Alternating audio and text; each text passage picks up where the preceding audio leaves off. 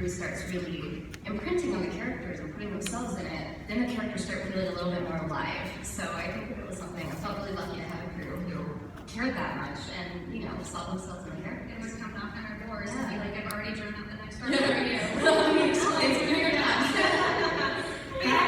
That actually leads nicely to another question. Are there any particular characters you feel an affinity to when you're writing them, or that you feel like you really developed and sculpted yourself? Everybody knows writing for Scorpia a ton.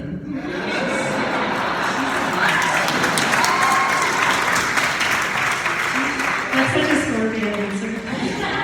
And yes, Laura had that hair before Scorpio. I did get to pose for some board artists when they needed particular angles. I mean, she was super fun too. She's a blast to write, and then voice actor Lauren is just like, she riffs so well that, I mean, half the stuff is ad-libbed in the show from her, but then we take from what she said. I mean, Scorpio really was developed with her, and I don't know, she's super fun. I mean, the pages and pages of monologues that have to cut down, but She's it's just so worth it. like half of everything she says is an ad-lib because she'll just keep going. We just let her because it's amazing. And then it's like, yeah, she'll just have gone off on her own thing. We're like, all right, let's run around that. Let's do it. It's to me too, honestly. Like it's like, you know, the episode that I wrote, the second to last one for the finale, it's like Adora having this mental breakdown, and I wrote it while I was having a mental breakdown.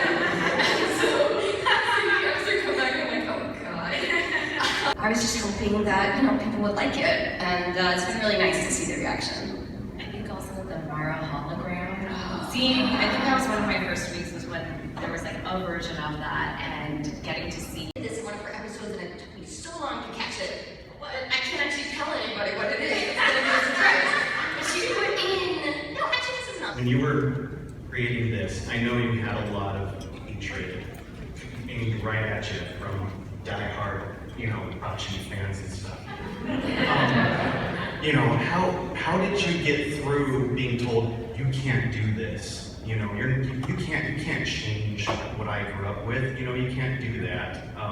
You know, how do you deal with being told no, you can't do that?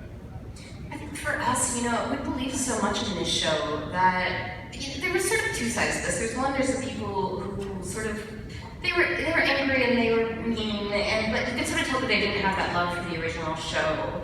And they sort of were like, they were aware of it somewhat, but they were mostly just angry that, you know, we had changed it at all, whether or not that they had that past with it. But then there were the people who did have the past. And I noticed something when I was kind of looking at those people, even when they were angry and when they were scared of what we were going to do, I could tell that they still cared a lot, and that a lot of them seemed like they wanted to give it a chance.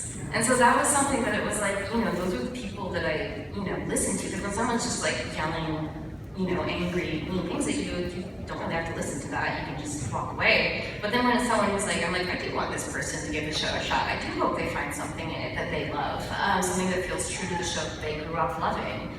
And so, it was really, really wonderful to see, because we believed in the show so much that we knew if they just gave it a chance, that they would find something in it that they loved. By the magic of the Sunstone, you're tuned into the Jewel Riders Archive.